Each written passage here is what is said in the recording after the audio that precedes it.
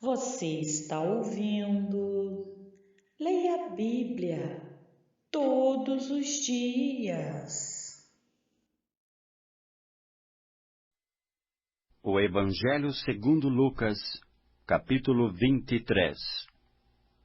Levantando-se toda a assembleia, levaram Jesus a Pilatos. E ali passaram a acusá-lo, dizendo: Encontramos este homem pervertendo a nossa nação, vedando pagar tributo a César e afirmando ser ele o Cristo, Rei.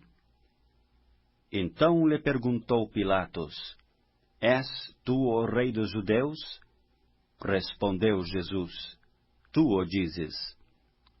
Disse Pilatos aos principais sacerdotes e às multidões: Não vejo neste homem crime algum. Insistiam, porém, cada vez mais, dizendo: Ele alvoroça o povo, ensinando por toda a Judeia, desde a Galileia, onde começou, até aqui. Tendo Pilatos ouvido isto, perguntou se aquele homem era galileu.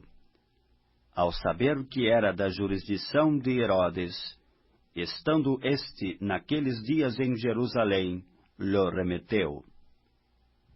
Herodes, vendo a Jesus, sobremaneira se alegrou, pois havia muito queria vê-lo, por ter ouvido falar a seu respeito, esperava também vê-lo fazer algum sinal. E de muitos modos o interrogava. Jesus, porém, nada lhe respondia. Os principais sacerdotes e os escribas ali presentes o acusavam com grande veemência. Mas Herodes, juntamente com os da sua guarda, tratou-o com desprezo e, escarnecendo dele, fê-lo vestir-se de um manto aparatoso e o devolveu a Pilatos. Naquele mesmo dia, Herodes e Pilatos se reconciliaram, pois antes viviam inimizados um com o outro. Então, reunindo Pilatos os principais sacerdotes, as autoridades e o povo, disse-lhes: Apresentastes-me este homem como agitador do povo, mas tendo-o interrogado na vossa presença, nada verifiquei contra ele dos crimes de que o acusais. Nem tampouco Herodes, pois não o tornou a enviar. É, pois, claro que nada contra ele se verificou digno de morte. Portanto, após castigá-lo, soltá-lo-ei. E era-lhe forçoso soltar-lhes um detento por ocasião da festa. Toda a multidão, porém, gritava: Fora com este! Solta-nos Barrabás! Barrabás estava no cárcere por causa de uma sedição na cidade e também por homicídio. Desejando Pilatos soltar a Jesus, insistiu ainda. Eles, porém, mais gritavam: Crucifica-o! Crucifica-o! Então, pela terceira vez, lhes perguntou: Que mal fez este? De fato, nada achei contra ele, para condená-lo à morte. Portanto, depois de o castigar, soltá-lo-ei. Mas eles instavam com grandes gritos, pedindo que fosse crucificado. E o seu clamor prevaleceu. Então Pilatos decidiu atender-lhes o pedido. Soltou aquele que estava encarcerado por causa da sedição e do homicídio, a quem eles pediam, e quanto a Jesus, entregou-o à vontade deles. E como o conduzissem, constrangendo um sirineu, chamado Simão, que vinha do campo, puseram-lhe a cruz sobre os ombros, para que a levasse após Jesus. Seguia-o numerosa multidão de povo, e também mulheres que batiam no peito e o lamentavam. Porém Jesus, voltando-se para elas, disse: Filhas de Jerusalém, não choreis por mim. Chorai antes por vós mesmas e por vossos filhos. Porque dias virão em que se dirá: Bem-aventuradas as estéreis, que não geraram nem amamentaram. Nesses dias dirão aos montes: Caí sobre nós, e aos outeiros: Cobri-nos. Porque se em lenho verde fazem isto, que será no lenho seco? E também eram levados outros 2, que eram malfeitores, para serem executados com ele. Quando chegaram ao lugar chamado Calvário, ali o crucificaram, bem como aos malfeitores, um à direita, outro à esquerda.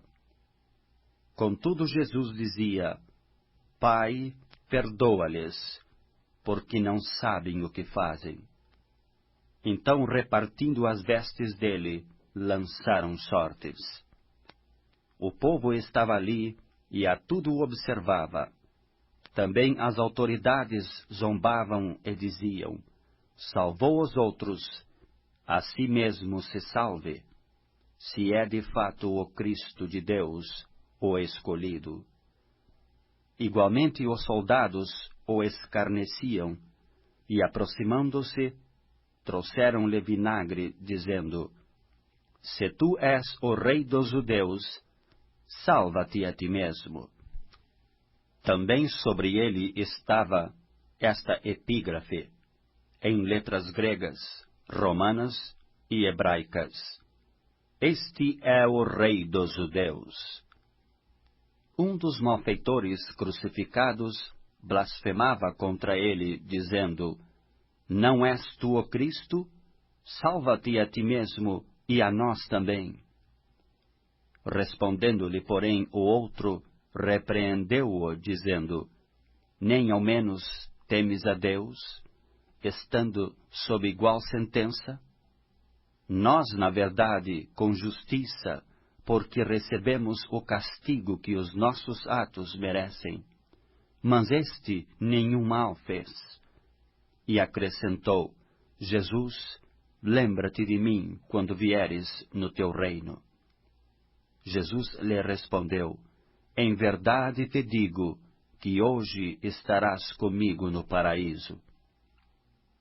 Já era quase a hora sexta, e escurecendo-se o sol, houve trevas sobre a terra até a hora nona. E rasgou-se pelo meio o véu do santuário. Então Jesus clamou em alta voz: Pai, nas tuas mãos entrego o meu espírito. E dito isto, expirou.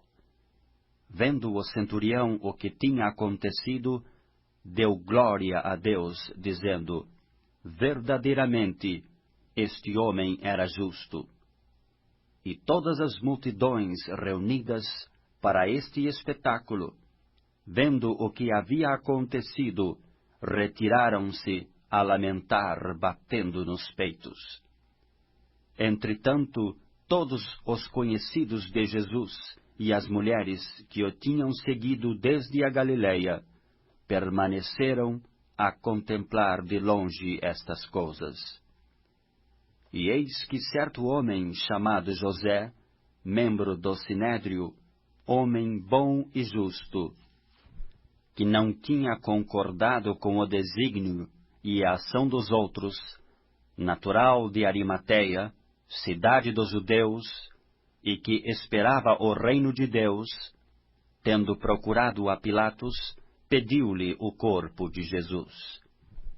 E tirando-o do madeiro, envolveu-o num lençol de linho e o depositou num túmulo aberto em rocha, onde ainda ninguém havia sido sepultado.